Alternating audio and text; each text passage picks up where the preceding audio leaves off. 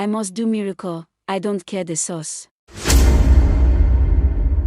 In a small town in southern Nigeria, a pastor once prayed for power, but what he received was a curse.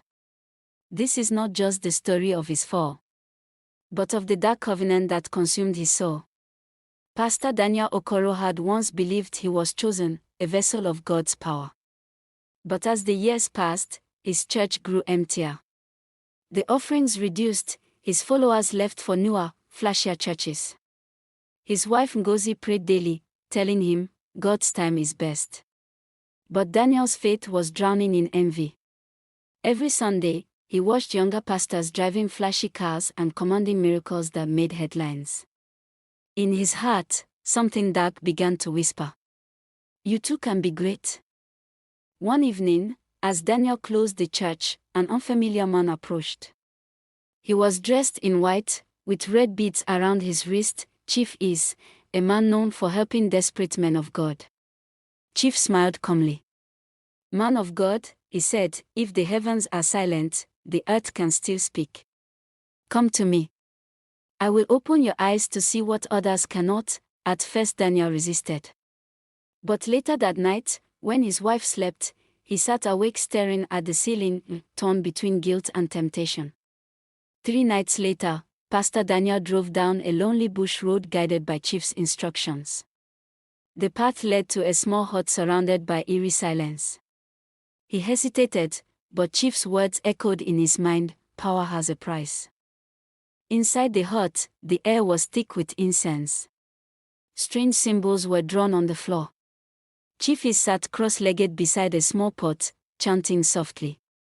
Daniel's fear turned into greed as the old man handed him a small black charm wrapped in red cloth. You will see visions, Chief said, but you must keep the fire burning, through the women that follow you. Within days, Daniel's sermons changed. He could call out people's names, reveal their secrets, and heal the sick. The church that was once empty became packed beyond the doors, money poured in. Miracles became headlines. But his wife noticed something strange. Daniel no longer prayed before preaching. He spent long hours alone, locked in his office, whispering to the shadows. One night, Ngozi woke to find her husband missing. She followed faint whispers to the backyard, and there, she saw him standing under the moonlight, clutching the black charm and murmuring strange words. Her heart froze. Daniel, she whispered. But he didn't answer. From that moment, Ngozi knew her husband was no longer praying to God. Pastor Daniel Okoro became a sensation overnight. His name echoed across states, the pastor who saw visions and healed impossible cases. His church, once empty, now overflowed. Politicians, celebrities, and desperate mothers queued for hours just to touch his robe, but behind the pulpit, Daniel's eyes no longer saw souls, they saw sacrifice. Every month, Chief Isa's words haunted him, feed the fire, or it will consume you, and soon, the chosen ones from his church began disappearing, always young women who had come for private deliverance. Her name was Sister Ruth, a choir member barely 25. She came to the pastor, saying she had nightmares and couldn't sleep. Daniel's voice was calm when he said, "Come tonight. I will deliver you personally."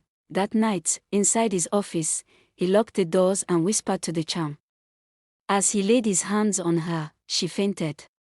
When she woke up, she ran out trembling, never to return. The next week, Ruth's mother found her body by a riverbank. At home, Ngozi began to sense something darker than she could understand. Her husband came home smelling of strange herbs. His eyes looked empty, and his touch cold.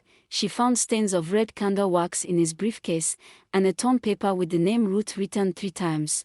When she asked him, he smiled faintly. You wouldn't understand, Ngozi. This is ministry work. But that night, Ngozi prayed longer than ever, begging God to expose the truth. Chief returned one rainy night, unannounced. Man of God, he said, grinning, the spirits are pleased. But you must renew your covenant every 3 months. Find another vessel, or the fire will consume your soul. Daniel trembled. I can't do this anymore, Chief, the old man chuckled. Then your glory will fade, and your true master will come for you." Outside, thunder cracked, as if heaven itself was listening. That night, Daniel dreamt of the women he had touched, their faces pale, their eyes bleeding. They surrounded him, whispering one thing: "You promised us freedom, but you gave us death." He woke up drenched in sweat. The black charm was glowing faintly beside his bed. Ngozi saw it, and screamed. In that moment, the man she married was gone. What lay beside her was a stranger. The once glorious church of Pastor Daniel began to change. The miracles stopped working as before. The crowd that once screamed "Daddy, prophesy," now murmured about fake healings and strange disappearances. Even the media began to whisper, "What happened to the firebrand pastor who could raise the dead?" But Daniel knew. Deep inside, he felt it. The charm's hunger had returned. One night, while he stood before the mirror, he saw his reflection smirk back at him and whisper in a deep, hoarse voice, "Feed me, or I feed on you." Whispers grew louder in the city. A few of the church's young women began to confess that the pastor called them for special deliverance that involved strange rituals, oils, and intimacy. Some cried, others hid in shame. Ngozi, his wife, heard their voices and her world shattered. She confronted him one evening, trembling, holding her Bible. "Daniel, tell me it's not true." He turned away, silent. When she shouted, "I stood by you when you had nothing." He broke the glass table with his fist and screamed, "You will never understand what it takes to carry power." Just when Daniel thought things couldn't get worse, Chief appeared again, this time looking weaker, coughing, with dark patches on his skin. He said, "The gods are angry. You've broken your end of the deal." Daniel grabbed him by the collar, shouting, "You ruined me," but Chief only laughed bitterly, saying, "You were the one who asked for glory without grace. And the gods always collect their due." That night, Chief was found dead, his heart missing. From that night, strange things began happening in the pastor's home. Objects moved on their own. He heard voices singing hymns backward. His once beautiful face started developing dark spots. At night, the women he had used appeared in his dreams, whispering, "You took our purity, now we take your peace." One evening, while preaching on stage, Daniel suddenly froze, his voice lost, his body trembling, foam spilling from his mouth.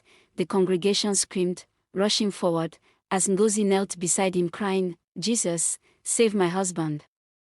But heaven was silent. Daniel woke up in the hospital, weak, pale, and shaking. Doctors couldn't find a diagnosis. They said his organs were shutting down slowly. Ngozi sat beside him, her eyes swollen from crying. She whispered, "You brought this upon yourself, Daniel. But I will still pray for you." He turned his head to the window, watching the rain fall. For the first time in years, he felt something genuine, regret, but the voices in his head laughed, saying, "You can't pray your way out of a covenant written in blood." 3 months later, Pastor Daniel walked into the church again, frail, thin, his once white suit hanging loosely on his body. People gasped. The man who used to raise the dead now looked like one himself. The church fell silent as he took the microphone. His voice cracked, weak but clear, "Children of God, I have deceived you all. I am not the man you think I am." Whispers filled the air. His wife, Ngozi, stood near the altar, tears rolling down her face. He continued, "I went to a native doctor for power. I defiled women, lied in the name of God. And now my soul burns every night." The congregation erupted in confusion, some shouting, some praying, some trying to leave. A few young women broke down, crying uncontrollably. One screamed, "You ruined my life," and fainted. The elders tried to calm the crowd, but Daniel fell to his knees, begging for forgiveness. He shouted, "The devil used me. But it was my greed that opened the door." The lights flickered. Thunder roared outside. That night, Daniel lay alone in his room at the church quarters. Ngozi had gone home, unable to bear watching him waste away. As midnight approached, he heard a knock, 3 slow knocks. He opened the door, and there stood the spirits of the women he had deceived, their faces calm but cold, their eyes glowing faintly. They spoke as one voice, "You confessed. The truth has been heard. Now your time has come." He fell to the floor, trembling, whispering, "Lord, have mercy." The next morning, Ngozi returned to find him lifeless, kneeling beside his bed, Bible open in front of him, eyes staring blankly at the ceiling. Beside the Bible was a note written in shaky handwriting, "Power without purity is destruction. Forgive me." Ngozi collapsed in tears, clutching his body. Outside, the church bell rang on its own, ringing 7 times. Some said it was a sign that his soul had finally faced judgment. Weeks passed. The church was closed, and the building turned into a prayer house for deliverance. Ngozi moved back to her village, quietly running a small shop and raising orphans. In interviews, she always said one thing: not every miracle comes from heaven. Some blessings are borrowed from hell. And whenever people asked about her husband, she would sigh and whisper, "He was a man who wanted to serve God, but made a deal with darkness." As the sun set over the old church building, wind rustled through the broken windows, a faded banner still hung across the gate, "Power must change hands crusade." Some say at midnight, if you stand outside that church, you can still hear Pastor Daniel's voice echoing through the wind, "Touch not my anointed." But this time, it sounds like a warning, not a promise. I hope you learned something from this story. Thanks for watching. Subscribe for more interesting stories.